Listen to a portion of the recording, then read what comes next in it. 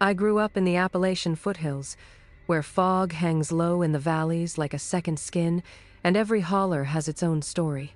Folks around here talk about the Lantern Man, a miner's ghost.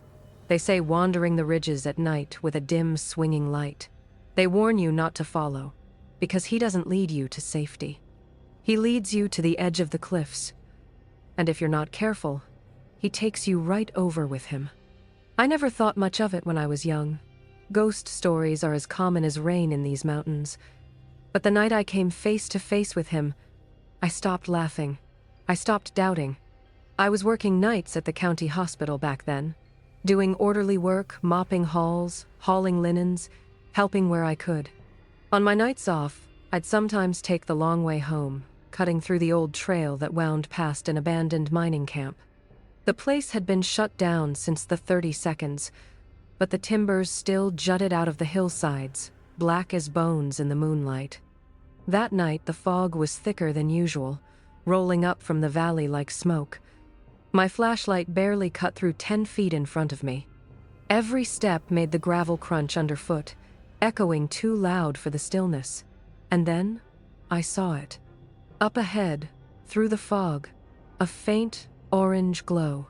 Not my flashlight, not a house light. It was swinging back and forth, slow and steady, like someone walking with an old miner's lantern. I froze. My first thought was some drunk hunter, or maybe a local kid fooling around. But the light didn't waver like a flashlight would. It moved smooth, deliberate. And then I saw the outline. A man, thin, stooped, shoulders hunched under the weight of years walking with that lantern. His clothes looked wrong, old-fashioned, like the miners wore in the black and white photos hanging in the courthouse. He didn't stumble, didn't turn. He just kept walking. I should have turned back. Every story I'd ever heard came rushing back into my mind. But something about that glow pulled at me. Curiosity or madness, I don't know which. But my feet started following. The trail narrowed, winding along the ridge. Fog thickened so heavy it clung to my skin. The lantern's glow bobbed ahead, always just far enough that I had to keep going to see it. I called out once, "Hey, you out here?" But my voice sounded swallowed, like the fog itself had smothered the words. The figure never answered, never looked back. Minutes stretched thin. My heart thumped harder with each step. I realized I didn't know how far I'd gone. The familiar trees, the old mining shacks, they'd disappeared behind me. It was just fog, the faint crunch of my boots, and that damned light leading me forward. And then I heard it. A whisper, low, like breath against my ear, closer. I stopped dead. The figure ahead hadn't moved, but the voice felt right beside me. That's when the ground changed. Gravel gave way to softer earth, damp and spongy. The lantern glowed brighter, and I realized it wasn't on the trail anymore, it was floating toward open air. I blinked hard, squinting through the fog. The figure walked straight ahead, but his boots didn't crunch gravel anymore. They didn't make a sound. I lifted my flashlight and swept the beam ahead. What it lit up froze my blood. Nothing, just blackness. I was standing 10 feet from the cliff's edge. One more step, and I would have gone straight down the gorge. And the lantern man, he didn't stop. He drifted forward, lantern still swaying, and stepped right into the void. I expected him to fall, to plummet into the trees below. But he didn't. The glow just kept moving, floating downward through the fog, until it faded out like an ember snuffed in water. The silence that followed was worse than any scream. I backed away, slow, careful not to slip. My legs shook so bad I could barely keep upright. Every part of me wanted to run, but I didn't dare not near that edge. I retraced my steps, eyes locked on the ground, not daring to glance up in case that glow appeared again. By the time I stumbled back onto the main road, dawn was breaking. The fog thinned, and the woods looked normal again. But I've never taken that trail since. A week later, One of the old-timers at the hospital asked me why I looked so pale. I told him what I'd seen. He didn't laugh, didn't even blink. He just nodded slow and said, "You're lucky. Most who follow don't come back." I asked him what he meant. He told me the story I'd heard before, but with more detail. A miner had fallen from that very ridge back in 1912, trying to carry his lantern through a fog thick as milk. His body wasn't found for weeks, tangled in the rocks below. Since then, people said he comes back on foggy nights, looking for company to lead down with him. Some call it a curse. Some call it a warning. Me, I don't call it anything. I just stay off that ridge. And when the fog rolls in, and the woods grow too quiet, I close the blinds and pray I never see that lantern glow again.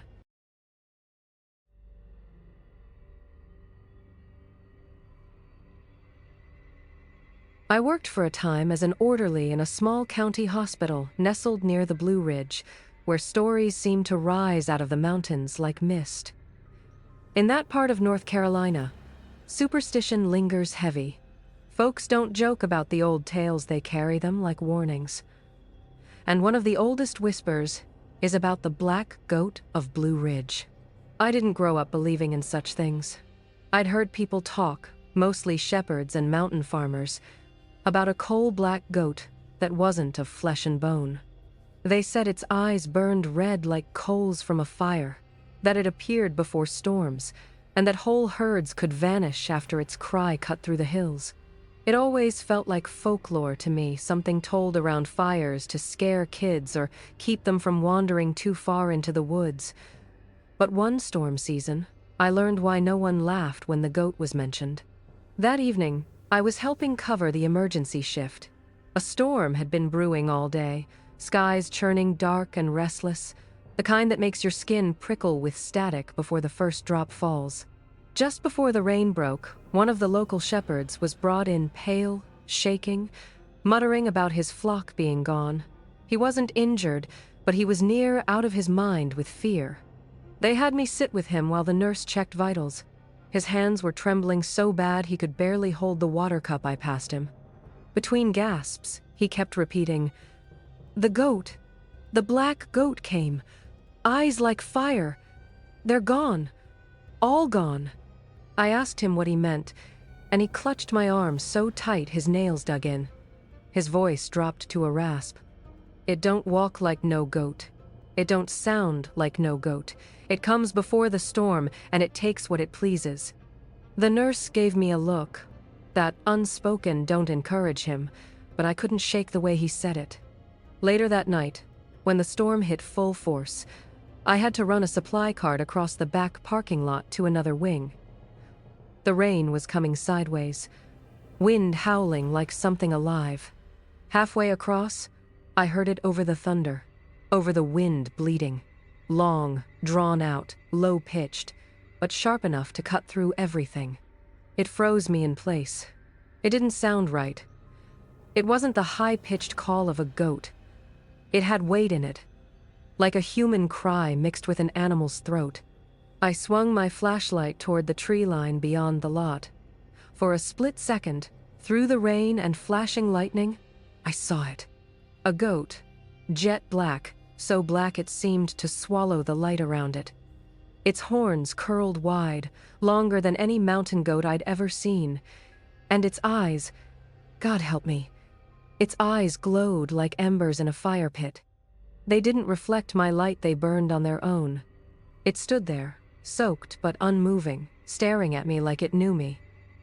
Then it opened its mouth and let out another bleat, louder this time, and I swear the ground vibrated under my boots. I stumbled back, my cart clattering against the wet pavement, and when I looked again, it was gone. No running, no sound of hooves, just gone. The next morning, word spread fast in town. 2 farms reported their entire flocks missing, gone overnight. Fences intact. No sign of wolves. No tracks in the mud. Just vanished. The old-timers didn't need to investigate. They already knew what had come through. When I told one of the older nurses what I'd seen, she didn't laugh. She just shook her head and said, "That thing's older than these mountains. It don't want to be seen, and you're unlucky that it let you." I didn't sleep for 2 nights after. Every time thunder rolled in the distance, I swore I heard it again, low, mournful bleating carried through the storm.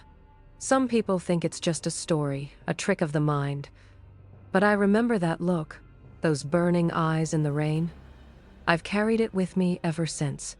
If you ever find yourself on a Blue Ridge night, and the wind starts to change, listen close.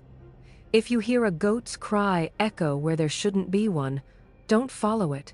Don't even look. Because once the black goat fixes its gaze on you, it doesn't forget.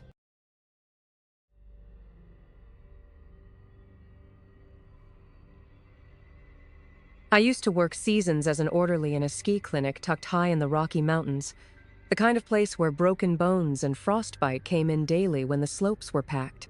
Tourists poured in from all over, chasing powder and altitude. But the old-timers, the instructors, the patrol guys, even the locals who grew up breathing that thin air, they warned about one thing no one put in brochures. They called him the Vanishing Boy. The story was always the same. A child, no older than 10, dressed in strange old-fashioned clothes, a wool cap, knickers, a jacket that looked 100 years out of date wandering near the tree line. He waves for help, his face pale as frost.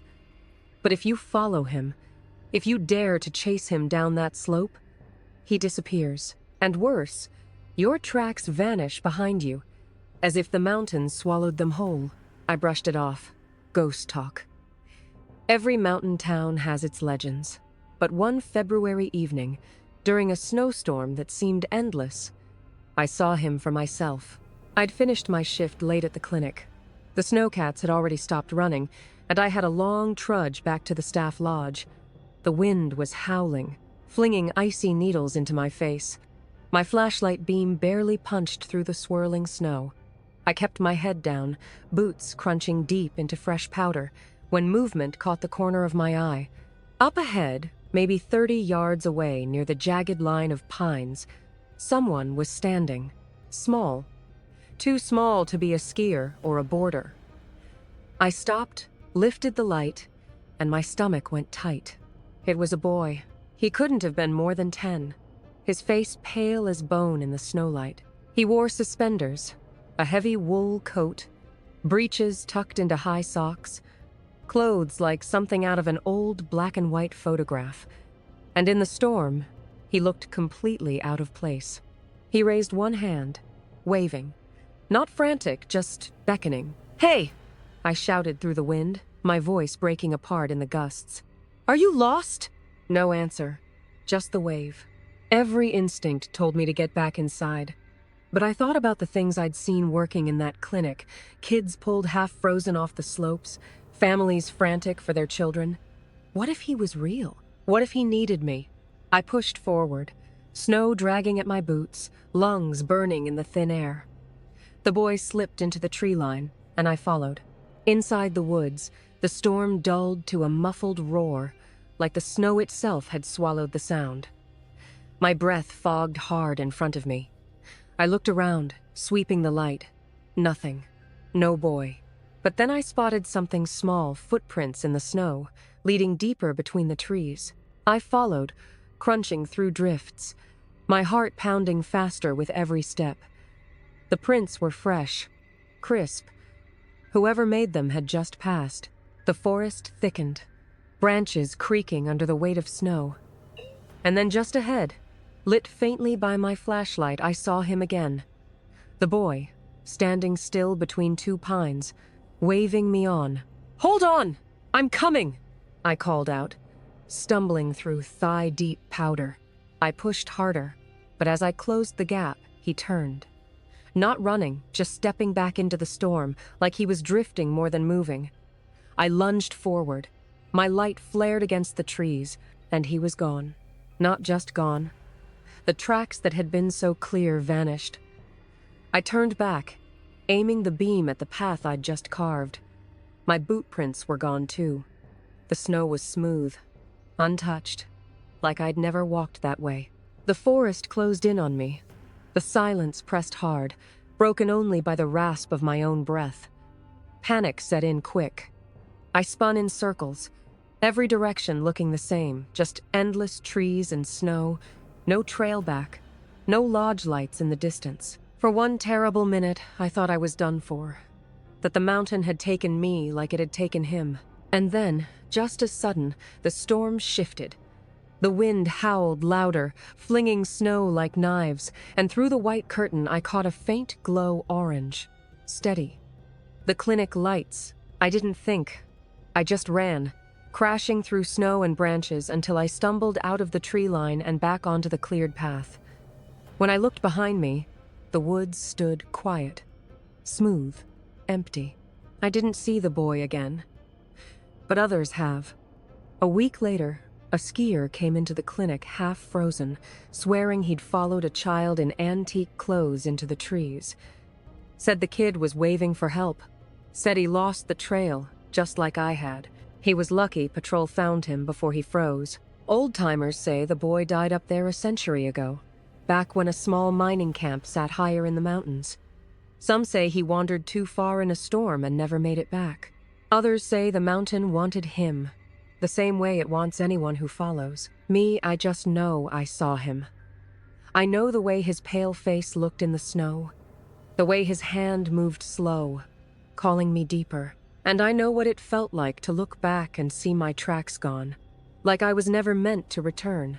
If you ever ski the Rockies, remember this: storms hide more than snow. And if you see a boy in the trees, waving with those pale hands, don't follow, because once you do, the mountain just might decide it wants you too.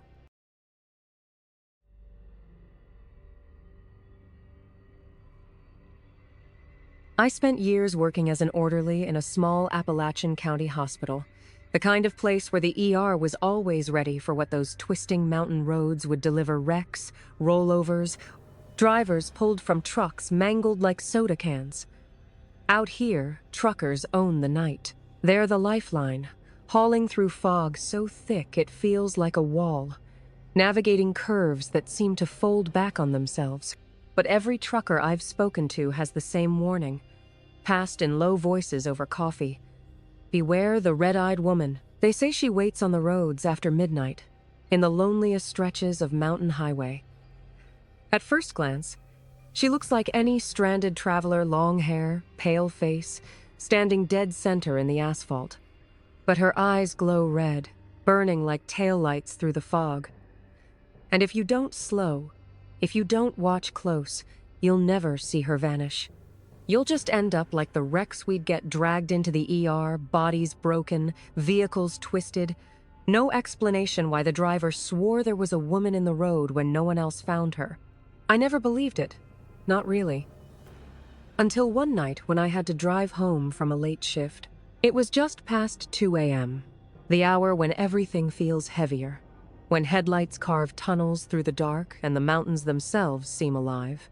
I'd been on since the afternoon, my body running on bad coffee and nerves, and I knew the stretch of road I had ahead: sharp turns, steep drops, nothing but pines and fog. I gripped the wheel tight, radio low, just trying to stay awake. That's when I saw her. At first, it was just a shape in the distance, standing perfectly still where the road curved out of sight. My stomach dropped as my headlights cut closer. It was a woman, her hair long and black, her dress pale enough to glow against the asphalt. She wasn't moving, just standing there, facing me. I slowed. The road was slick from mist, and the last thing I wanted was to skid. My high beams hit her, and that's when I saw them. Her eyes, red, not reflecting, glowing, bright as burning coals, locked right on me. Every instinct screamed to slam the brakes, but before my tires even screeched, she was gone. Not darting off, not turning. 1 second she was there, eyes burning through me, and the next the road was empty, my chest hammered. The steering wheel shook in my grip as I eased forward, headlights scanning every shadow, every ditch. Nothing. Just fog curling low across the road. and the endless black trees pressing close on either side. I told myself I'd imagined it. Fatigue, too much coffee, a trick of the mist. But a mile later, I saw her again. This time she was closer, standing straighter. Her hair clung wet to her face. Those red eyes shone even brighter. I swore out loud, my voice trembling in the cabin. My lights hit her, and just like before, gone. I nearly drove off the road trying to get past that stretch.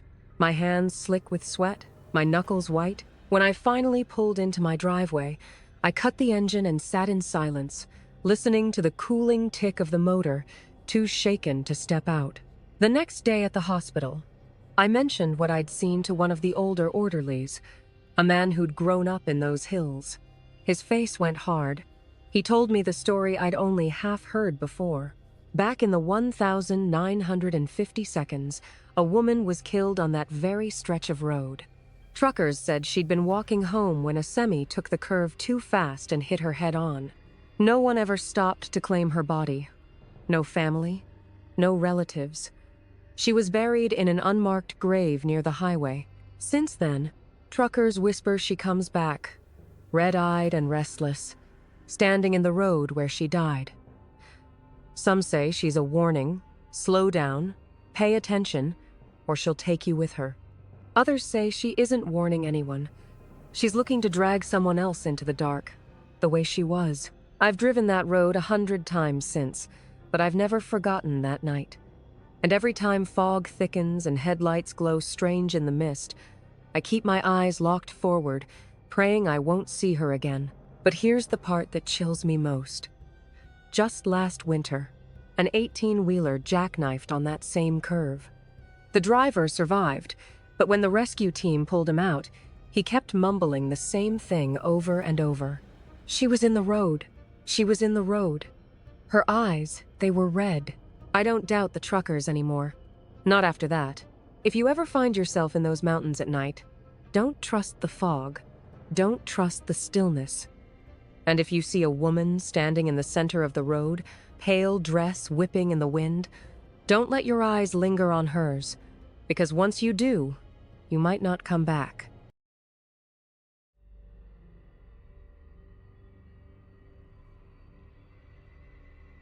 I used to work for a short stretch in Alaska, helping at a tiny mountain clinic that sat near the base of the Alaska Range. It wasn't like the hospitals I was used to back east. This place was small, just a handful of beds. Most of what we handled were busted bones, snowmobile accidents, frostbite cases. But the stories up there, the stories were bigger than the mountains themselves. Locals didn't waste words on them, unless the night was long and the fire was burning low. That's when I first heard about the white elk. They said it roamed the high ridges and valleys in winter, taller than any normal elk, its coat glowing faint like it carried moonlight under its skin. Hunters who spotted it swore the thing couldn't be killed. Bullets passed clean through. Arrows sank deep and vanished. And those who chased it too far into the mountains, well, some never came back at all. I thought it was a tall tale, some wilderness myth meant to keep greenhorn hunters from wandering too far into the backcountry. But one season, during a snowstorm that sealed the mountain passes, I saw something I still can't explain. It was February, the kind of cold that cracks the air. I was helping stock supplies for the clinic when two men came in, hunters from one of the nearby villages. One had his arm slashed open bad from tumbling down an icy slope. But what shook me more than the injury was the look in their eyes. They weren't just cold, they were terrified. While the nurse worked on the man's arm, the other sat in the waiting area, hands trembling so bad he could hardly hold the coffee I gave him. He kept muttering in a low voice. It was right there in front of us, white as the snow, glowing. We shot and shot, nothing touched it. When I asked what he meant, he looked at me with eyes gone wide, pupils, pinpricks. It led us deeper, he said. It wanted us to follow. My friend kept going after it. I told him to stop, but he wouldn't. He disappeared into the storm, just gone. I wanted to believe it was just exhaustion, shock, fear. But later that week, I had to make a supply run myself. The trail wound through a narrow valley where the trees thinned and the snow lay untouched in heavy drifts. The storm had broken, the air crystal clear, and the sky glowed faint green with aurora. That's when I saw it. At first, I thought it was just the northern lights reflecting on the snow. But then it moved. An elk, massive, its antlers wide as a man's wingspan. Its coat wasn't just white, it shone, pale and luminous, as if the creature was carved from ice and starlight. It stood still, staring at me with eyes like glass. My breath caught. My chest felt tight. Something in me said to turn back, but another part, something deeper, pulled me forward. The elk turned, slow, deliberate, and stepped into the trees. Its body shimmered against the dark, glowing faintly even when the shadows swallowed it. I followed. The snow under my boots crunched, the only sound in that silent valley. My heart thumped harder with every step. I rounded a bend, and there it was again, standing just ahead, waiting. I swear it was leading me. I lifted my flashlight. Though I didn't need it, the elk glowed brighter than any beam. My hand shook as I aimed it toward its chest, half expecting to see blood from some old bullet wound. But there was nothing, just smooth, impossible white. Then it raised its head, let out a low, haunting bugle that echoed across the mountains, and in that moment, it vanished. Not ran, not leapt, just gone. The glow snuffed out like a candle flame. I froze, spinning in the dark. The snow around me was untouched. No tracks leading in, no tracks leading out. And when I looked behind me, my own footprints were gone too. Smooth snow stretched back into the valley, as if I'd never walked there. For one breathless moment, I thought I'd been taken like the stories said, that the mountain had decided I wouldn't leave. Then, out of the silence, came the crunch of snowshoes. A local guide, a man I'd seen at the clinic before, appeared out of the tree line. His lantern light bobbed toward me. He didn't look surprised to see me, just shook his head and muttered, "You saw it, didn't you?" I didn't answer, but I must have looked shaken enough. He just sighed and said, "You're lucky it let you go. Don't follow it again. Not everyone gets to walk back." We trekked out together, but I never shook the feeling that something had been watching me from the shadows. Since then, I've heard other stories, hunters swearing they saw the elk vanish right before their scopes, others who claim they followed it into storms and barely crawled out alive. And there are still names, scratched into the memory of the villages, of men who went chasing it and never returned. Some say the white elk is a spirit of the mountains, a guardian that lures the greedy and the reckless into the snow to die. Others whisper it's no guardian at all, it's a trap, something older than man, feeding on those who can't resist the chase. Me, I don't pretend to know. I just know what I saw in that frozen valley. An impossible glow, a body that left no tracks, and eyes that seemed to look right through me. And I know this. If you ever find yourself hunting in the Alaska range, and you spot a white shape moving against the storm, don't follow. No matter how close it looks. No matter how much it seems to wait for you. Because once you step off the trail, the mountain might decide you're not coming back.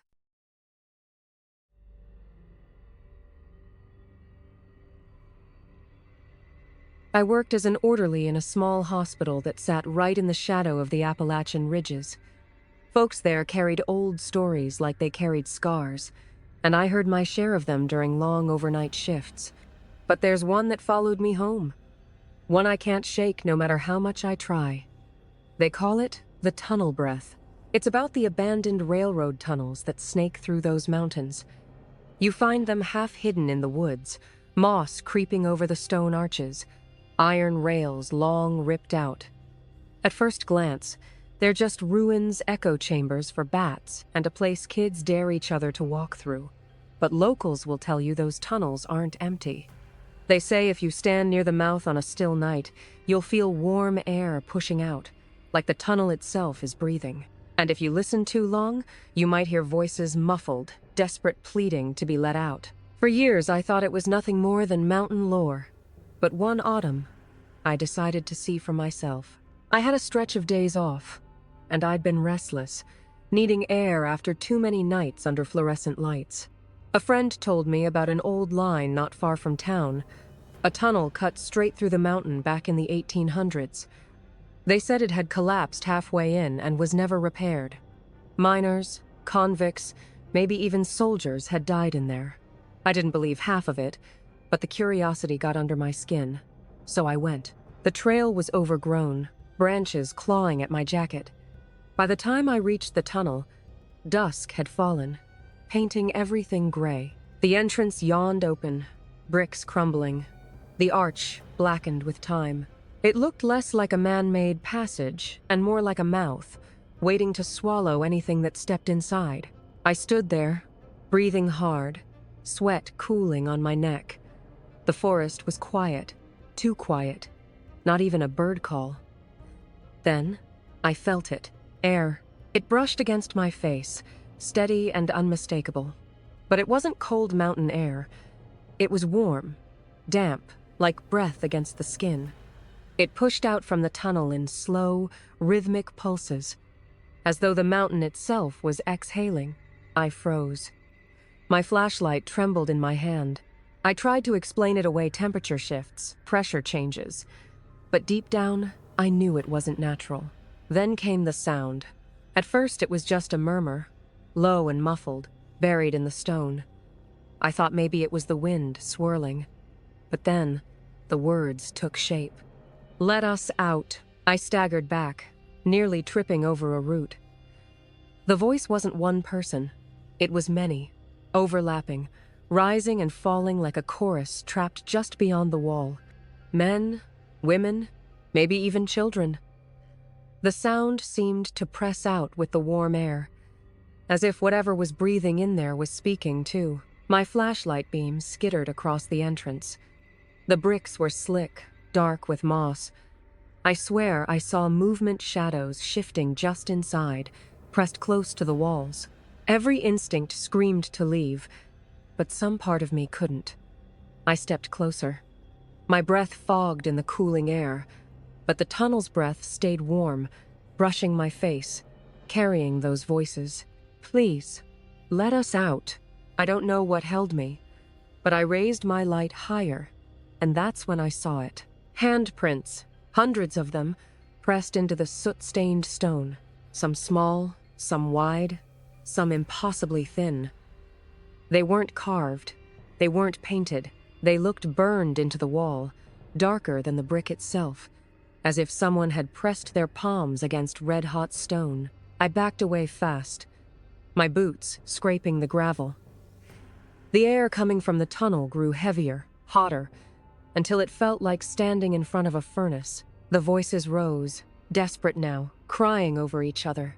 "Let us out. It's burning. Please." I turned and ran. Branches tore at my arms. My lungs burned, but I didn't stop until I broke back onto the main road.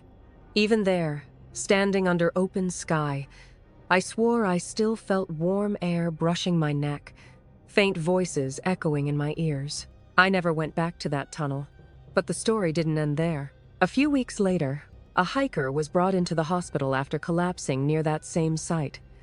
He wasn't injured, but he was shaken to his core. I helped settle him into a bed, and when he finally spoke, his words chilled me. He said he'd gone into the tunnel with friends. They dared each other to walk all the way to the collapse. Halfway through, he heard voices calling from the stone, asking to be freed. Then the warm air poured over them like a wave. His friends bolted, but he froze, staring at the wall. He swore he saw fingers thin, blackened fingers pressing through the cracks, reaching for him.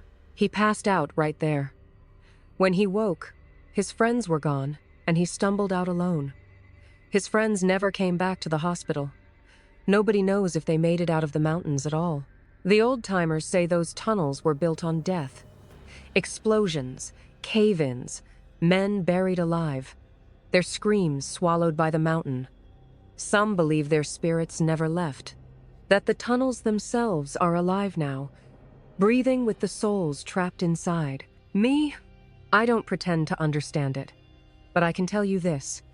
If you ever find yourself hiking the Appalachians and you stumble across an old railroad tunnel, don't linger.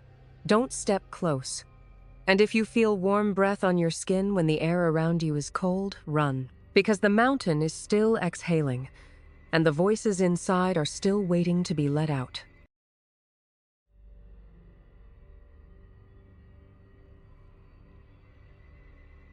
I worked one summer up near the Canadian Rockies, helping at a backcountry lodge that doubled as a way station for hikers and campers.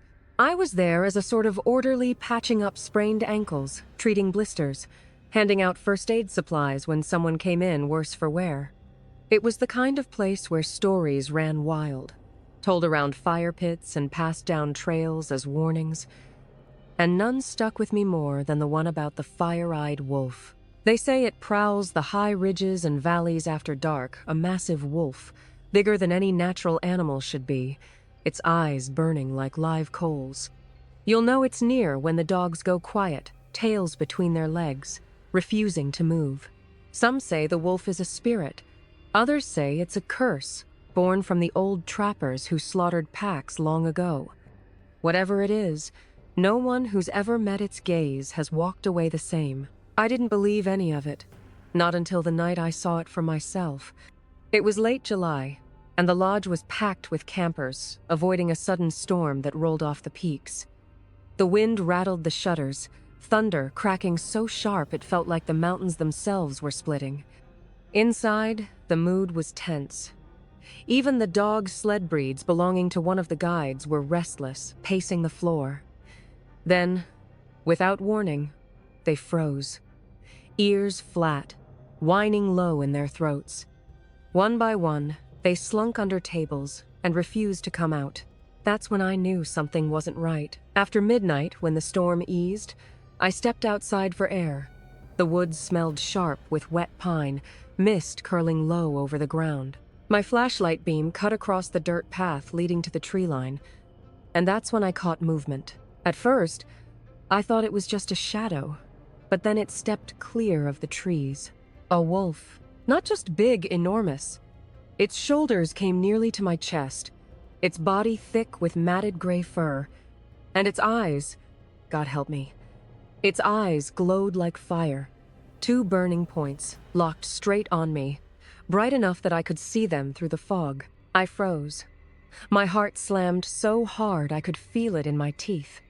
The wolf didn't growl, didn't move, just stood there, silent, as if weighing me. My flashlight trembled in my grip, but the beam seemed useless. The glow in its eyes drowned out everything else.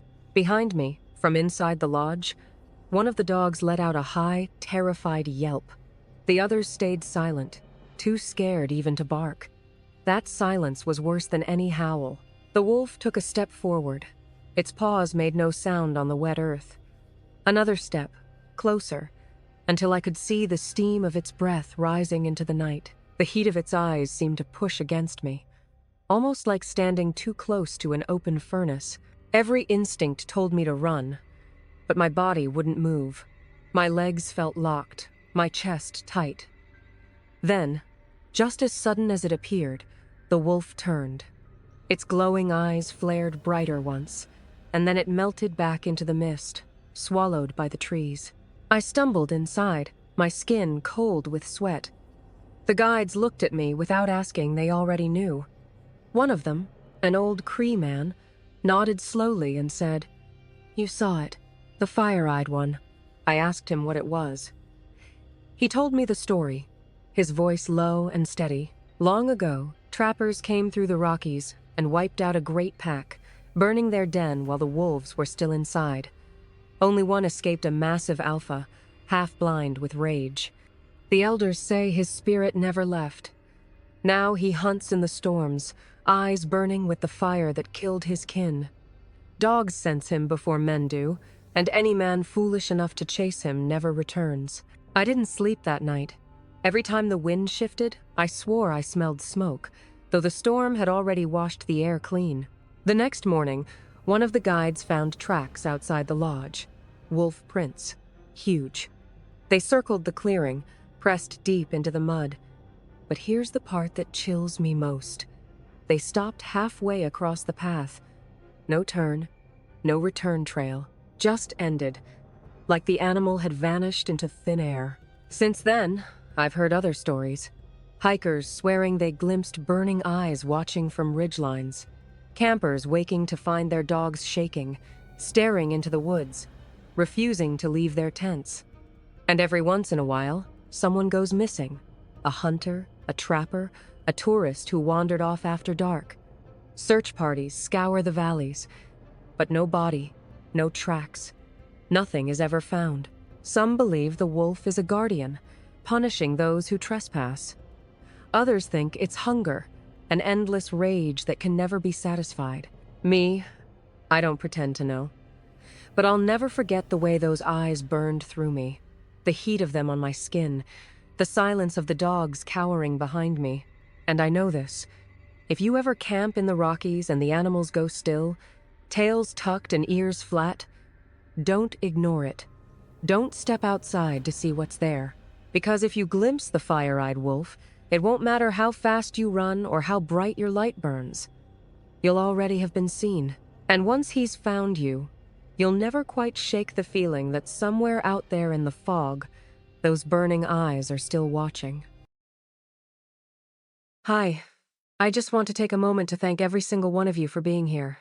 Your support means more than words can ever express. Every view, every like, every comment, it all helps keep this channel alive and growing. If you've enjoyed these stories, please don't forget to like, share, and subscribe. It really makes a huge difference. I'd also love to hear from you. Share your own experiences in the comment section, and let me know where you're watching from. Hearing your stories and seeing the places you all come from is one of the best parts of this community. Thank you again for being part of this journey with me.